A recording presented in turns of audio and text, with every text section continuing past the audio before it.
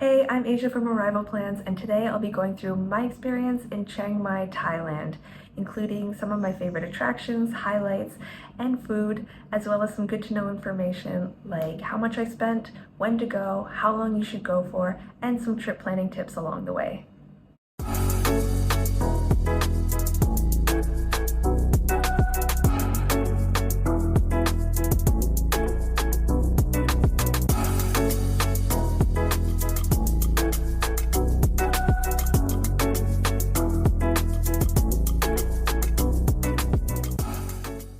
Located in northern Thailand is a wonderful city where ornate temples, delicious food, and welcoming locals are within the mountainous region of Chiang Mai.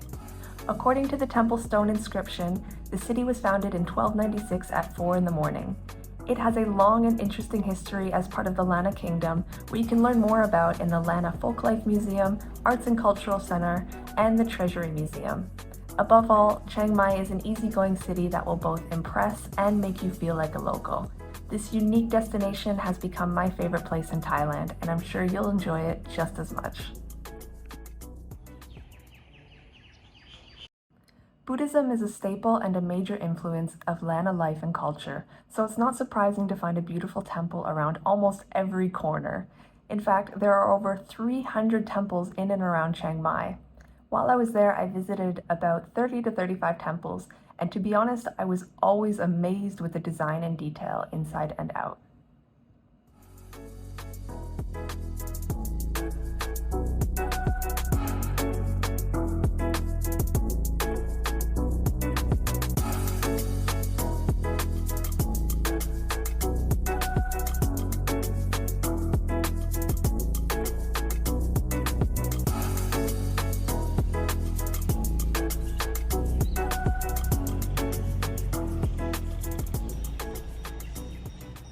So you can actually take walking tours of the temples and learn about the history and the architecture, which is something that I didn't do during my stay, but I kind of wish I did. So that's definitely something to look into because you get to learn a lot more as I got to hear from other tours.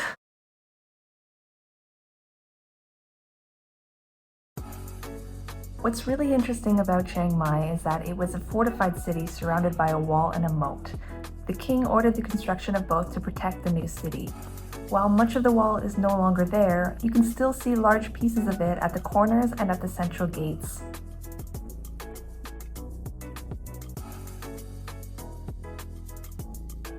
The night markets are very busy and touristy, but it is fun to walk through, grab some food, and see all the vendors and street performers out. I definitely recommend going if you want to try some local food and maybe buy a souvenir or two.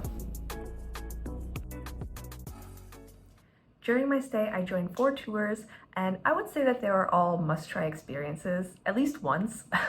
The one thing to note, though, is that there are a ton of places that you could book the tours, so it's best to just walk around the city first and ask about prices before you book, because you can end up paying a lot more or a lot less for the exact same tours.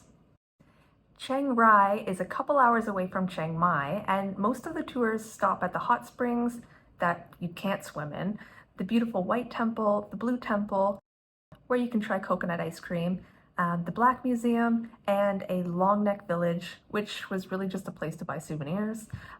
Plus, full day tours also stop at the Golden Triangle, where Thailand, Laos, and Myanmar meet. But other than the giant Buddha, there's really not much to see or do. My tour took a boat ride on the Mekong River over to Laos, where they let you sample whiskey and cigarettes. It's just a market where they want you to buy stuff, and it's really cheap.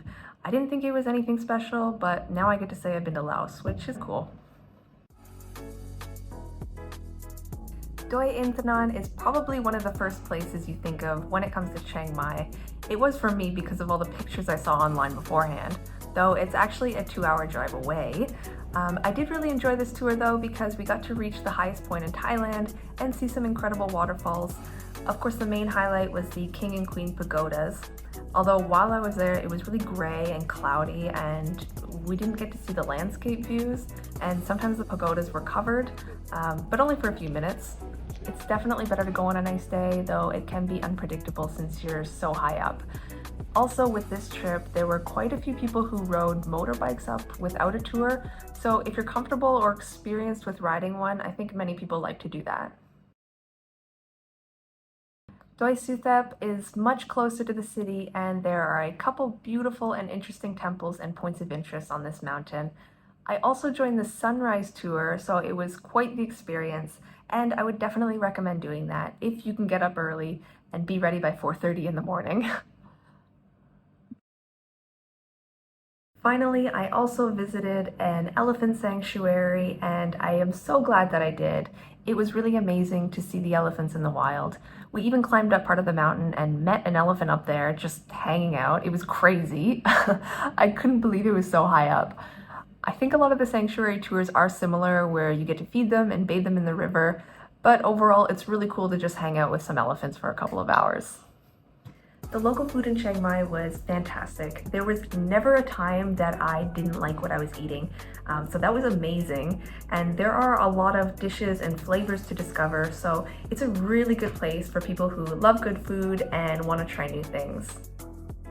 Personally, I really love the khao soi, the green curries, and the seafood rice soups, and the seafood stir fries.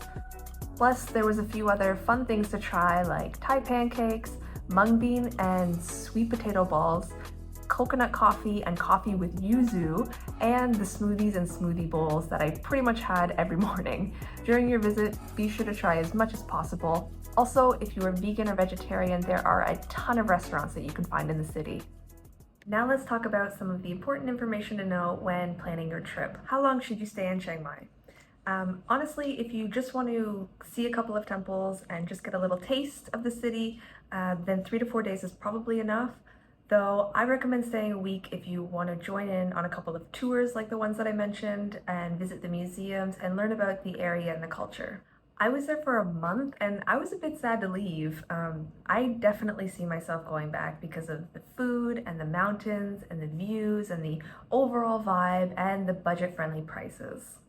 That being said, for 1 month, I spent $1,000 Canadian total for everything.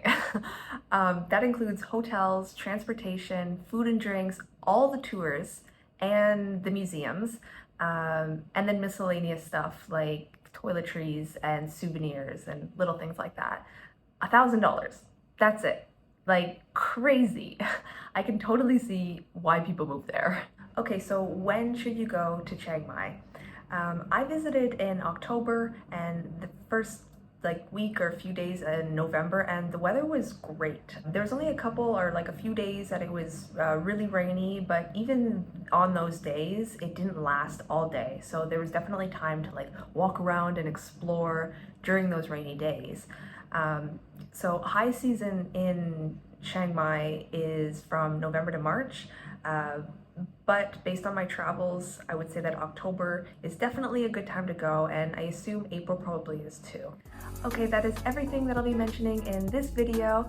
If you want more tips, then be sure to visit the Chiang Mai City Guide on arrival plans, where you can find everything that I mentioned today, plus more trip planning information and recommended hotels, restaurants, and more. Thank you so much for watching. I really hope you enjoyed this video, and be sure to like and subscribe if you want to discover more places around the world with me. See you next time.